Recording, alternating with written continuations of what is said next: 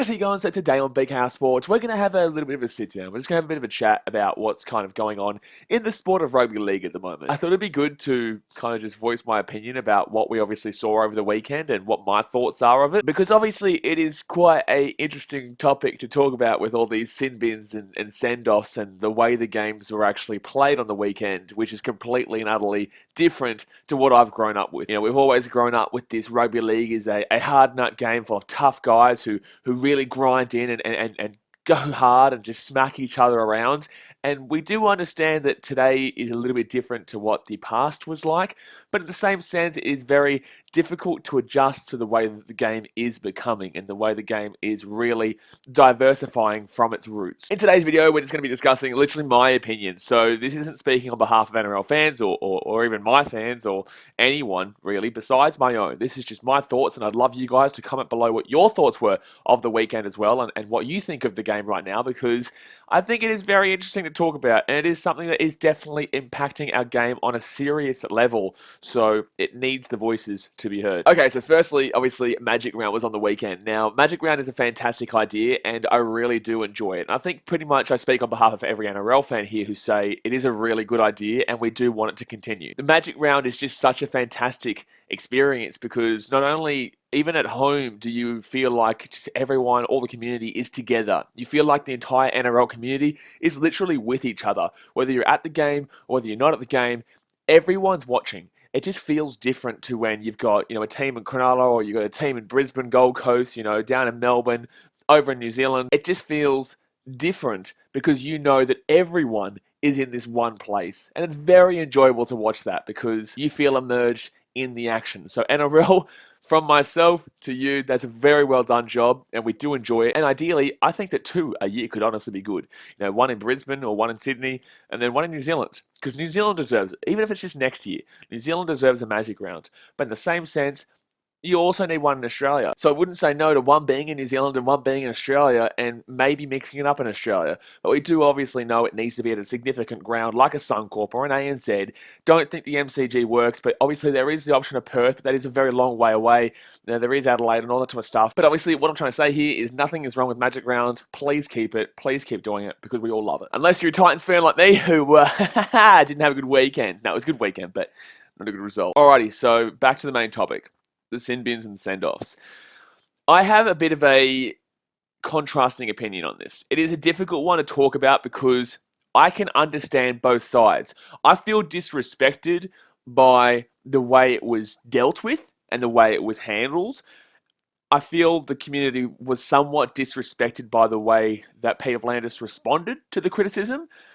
But in the same sense, I do understand this side and I do understand that side. So we're going to kind of go over both sides in this video. As you guys know, there's been a major crackdown on the high contact in games.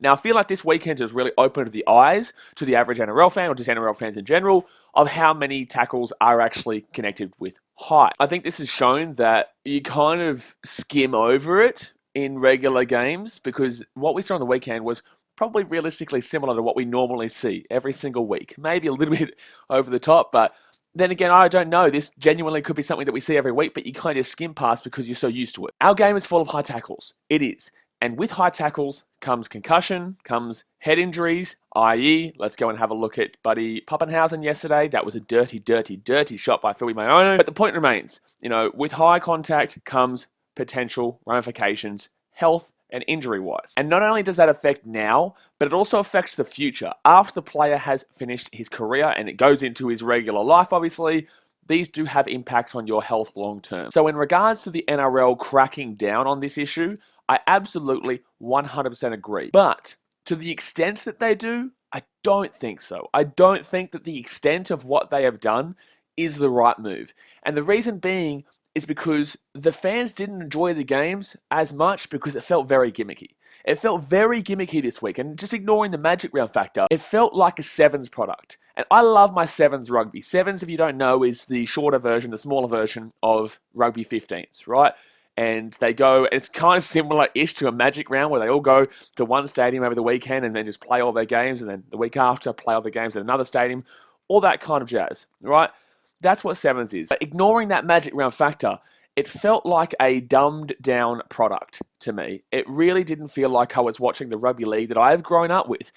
And with that being said, I understand that with today's society and with today's way of life and the way that people really starting to understand a greater deal about everything, I would say, I get that the game has to go away from the fights, and I get the game has to go away from the biff and the brawls and the real brutality that we saw in the 80s, the 90s, even in the 2000s. But what I'm saying is, I feel like there needs to be a difference. I feel like there needs to be something that really doesn't change the game so drastically like we saw on the weekend. Yeah, we saw high tackles, but we also saw Lachlan Burr hit Tedesco around the chops, but he was halfway to the ground. Like, Tedesco is known for going to the ground, right? And last week with Murata Niagore, that was different. You know, that was lined up. That was deliberate. Let's be honest with you. That was relatively deliberate. It was much more dirty than what we saw this week. And I'm not having a crack really necessarily at Niagore, but it was dodgy at the time, right? And Parramatta fans, realistically, these new rules have come because of that incident. It really woke everyone up and woke the NRL up to this situation. And it's difficult because obviously the fans will complain about it. The NRL did something about it. And then the fans now complain about what the NRL did about it. So it's a very difficult situation, and it is complicated. The crackdown should be a lot more common sense opinionated. Now, I understand it opens a can of worms to opinions, and if you thought that was worse, and if you didn't think that was that bad, and then that brings in fans complaining about the refs. But the thing is, the refs are always going to be complained about, regardless of how good they are, how fantastic they are. The refs will always be complaining about. Whether you win or lose or draw, it's always the refs' fault, right? If you won, you did it in lieu of how bad the refs were. If you lost because of the refs, and if you drew, the refs were just shit. So no matter what, the refs are always going to be complained about. But it was acted on too much. And we all know that. We're all aware of that. And Peter V'landys, I know you know that too. I know that Peter V'landys knows this too. It was over the top. We understand that you have to do something about it. And it's clear as day you have to do something about it. But to the extent of how we saw on the weekend is ridiculous, and it ruins the game. It just simply does. So find something that both the fans and the organisation side of it can agree on. Don't come out and say, and don't come at the fans and say, you know what, you're wrong, we're going to do it this way. Why don't you just sit down and shut up and watch the game, right? That's what he basically came out and said. You know, not word for word, so don't, take this as if he actually said this. But the way I took it was sit down, shut up, watch the game, we know what's best. Because he said, we're not going to take a step back. This is what's needed. I understand that there is a lot of people out there, but short-term pain, long-term gain. But like I just said, people didn't enjoy the game, and this is why people criticised it. People don't like the product you're putting on the table. We pay your wages.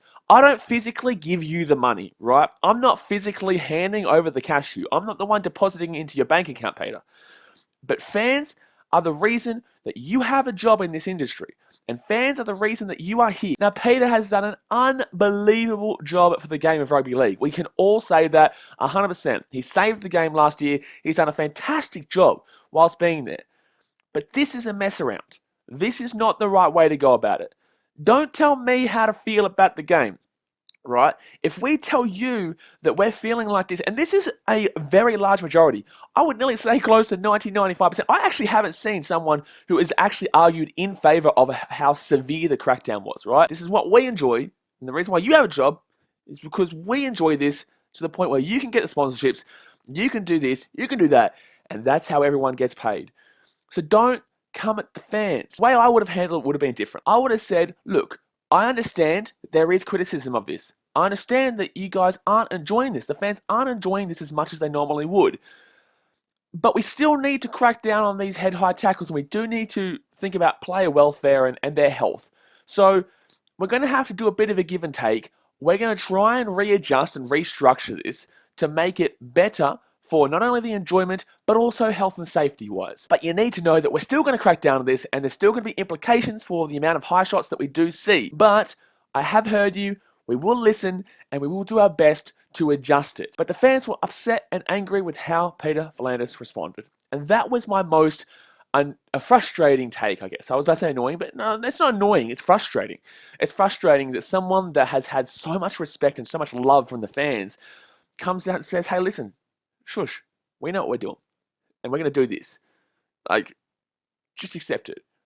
No. How about that? Like, no, We won't just accept it, because I'll tell you another instance of a time when another sport, and I know that Peter Landers would know this, and I know that a lot of rugby league fans might not know this. In 2015, 2014, maybe 2016, A-League was doing very good. Now, A-League is the Australian soccer, Australian football. It was fantastic. They were selling out stadiums, doing really well. Lots of people going to it. Now, this is a relatively different situation, but it also still refers to the fact that don't put the fans offside. Don't go against your fans, because the fans will turn on you if you do come at them, and they will make sure that you're not there in the future. The FFA took the side of the media, thinking that was the right way to go about it.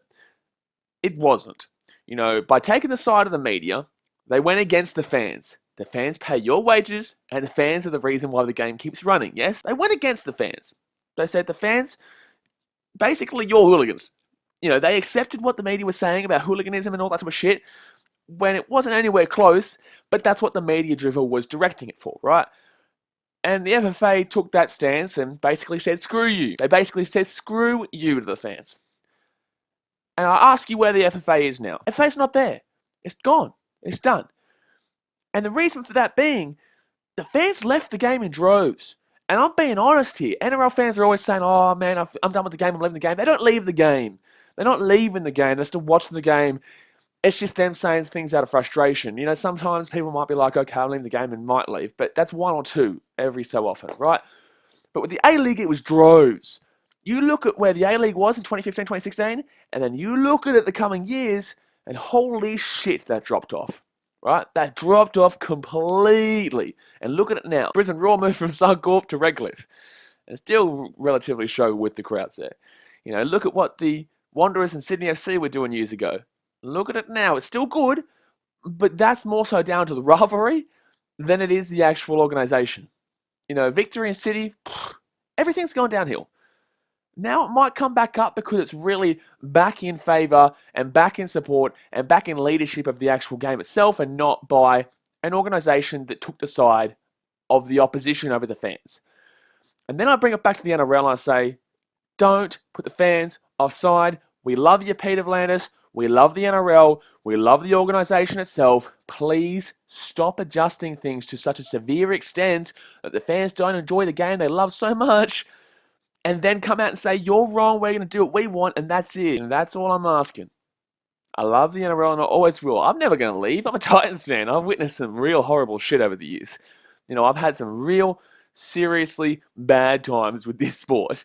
But I love it. This is how I've grown up. This is what I am. You know, when we experience it, we understand it, and we appreciate every part of what this sport has to offer. And I get there's no fights anymore for the reason of one punch can kill. We get that nowadays. It's different. I get the sport is becoming soft for a reason. You know, it's still one of the more toughest sports in the world, but it is also getting softer because of the greater understanding that the world is having for sport and the body and health and everything aligned with this path, right? But what I'm saying is just be careful with how you speak to the fans and be careful with the stance that you take. Understand, but also deliver what is necessary. Understand what the fans are saying, but deliver what is necessary. Give and take. But guys, that's going to do me for today's video. I hope you have enjoyed. A bit more serious of a discussion point today rather than, you know, the laughter and having a bit of fun and just watching kicking back games and stuff like that. I will be putting out a tipping video tomorrow, obviously for the upcoming round 11.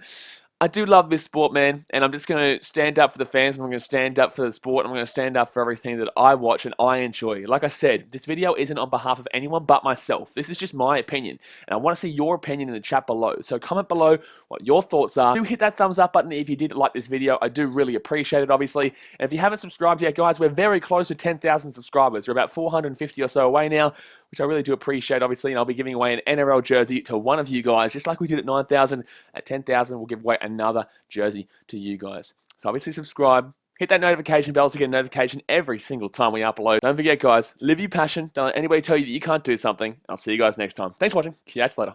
See ya.